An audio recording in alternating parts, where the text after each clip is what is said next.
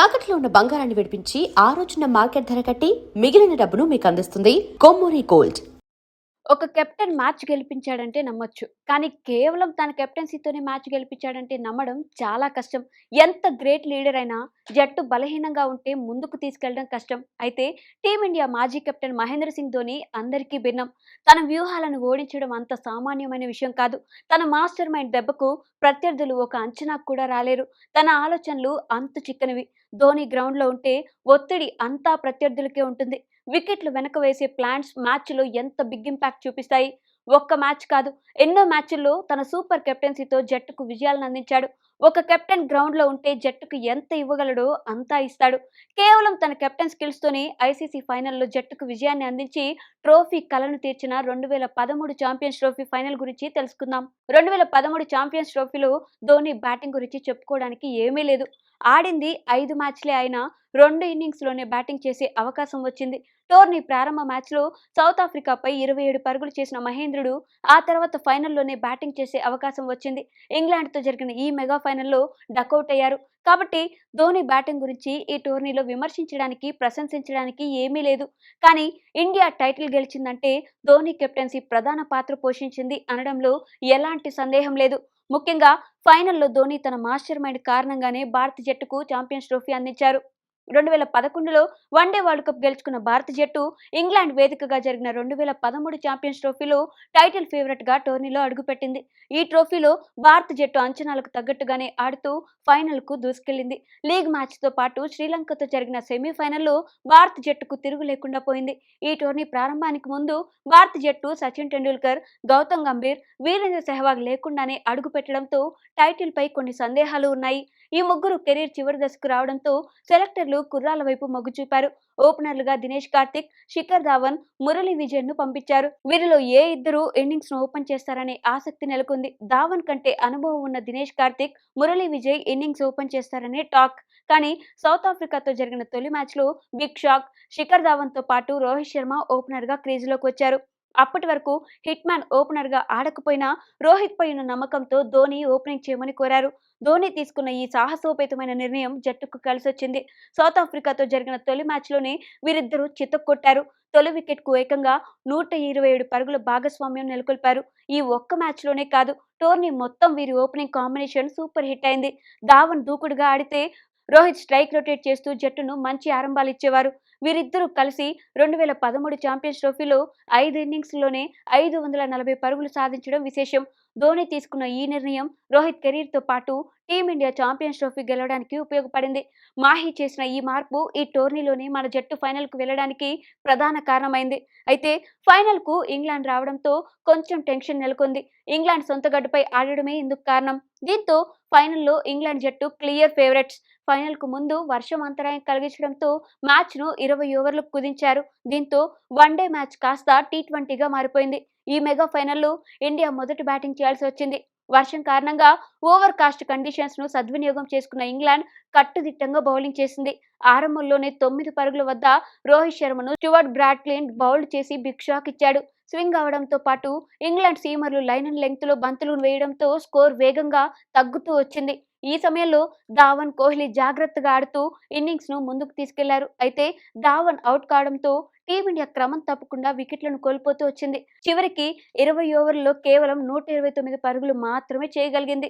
కోహ్లీ 43 పరుగులతో టాప్ స్కోరర్‌గా నిలిస్తే చివర్లో జడేజా 33 పరుగులతో జట్టుకు ఫైటింగ్ టోటల్ అందించారు. 20 ఓవర్లలో 130 పరుగులను కాపాడుకోవడం అంటే బిగ్ ఛాలెంజ్‌గా మారింది. ప్రత్యర్థి ఇంగ్లాండ్ కావడంతో ఈ మ్యాచ్‌లో ఇండియా గెలుస్తుందనే ఆలోచన కూడా ఎవరికీ లేదు. కానీ పోరాడితే ఆ చిన్న లక్ష్యాన్ని కూడా కాపాడుకోవచ్చు. ధోని కూడా ఇదే పట్టుదలతో గ్రౌండ్‌లోకి దిగారు. ఉమేష్ యాదవ్ వేసిన రెండో ఓవర్‌లో ఇంగ్లాండ్ 3 పరుగుల వద్ద తమ తొలి వికెట్ కోల్పోయింది. ఉమేష్ వేసిన అవుట్ స్వింగ్‌కు కట్ చేయబోయిన కుక్ రెండో స్లిప్‌లో అశ్విన్‌కు క్యాచ్ ఇచ్చి అవుట్ అయ్యాడు. పవర్ ప్లేలో ఇద్దరు స్లిప్ ఫీల్డర్లను పెట్టిన ధోని ఆలోచన సక్సెస్ అయింది. ముఖ్యంగా ఫీల్డింగ్ సరిగా చేయలేదని అశ్విన్‌ను ఫస్ట్ స్లిప్‌లో ఉంచడం ఆశ్చర్యానికి గురిచేసింది. ఆరో ఓవర్‌లో ఇంగ్లాండ్ జోనాథన్ ట్రాట్ రూపంలో రెండో వికెట్ కోల్పోయింది. అశ్విన్ వేసిన బాల్‌ను ఆడబోయి బ్యాలెన్స్ తప్పిన ట్రాట్‌ను ధోని మెరుపు వేగంతో స్టంపింగ్ చేశారు.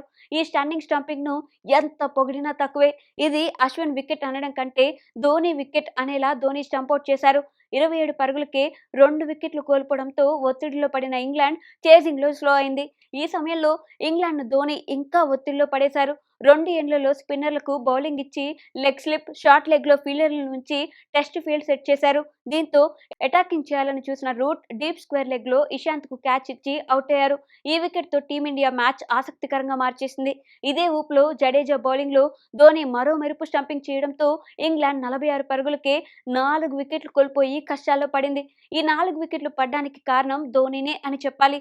2 మెరుపు స్టంపింగ్ చేయడంతో పాటు మరో 2 వికెట్లు తన ఫీల్డ్ సెటప్తో అంతు చిక్కని వ్యూహాలతో వచ్చేలా చేశారు.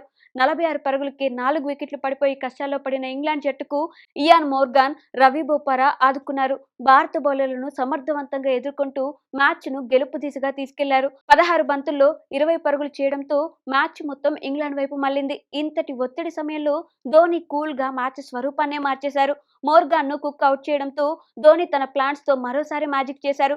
ఇషాంత్ కు షార్ట్ బాల్స్ వేయమని చెప్పి స్క్వేర్ లెగ్ ఫీల్డర్ ను ఉంచారు. సరిగ్గా బొపారా అక్కడికే క్యాచ్ ఇవ్వడంతో ఈ వికెట్ భారత జట్టుకు ఊపిరిపోసింది. చివరి 2 ఓవర్లలో ధోని కెప్టెన్సీ నెక్స్ట్ లెవెల్ అని చెప్పుకోవాలి. ఉమేష్ యాదవ్ కు 2, భువనేశ్వర్ కుమార్ కు 1 ఓవర్ ఉన్న జడేజా, అశ్విన్లను నమ్మాడు.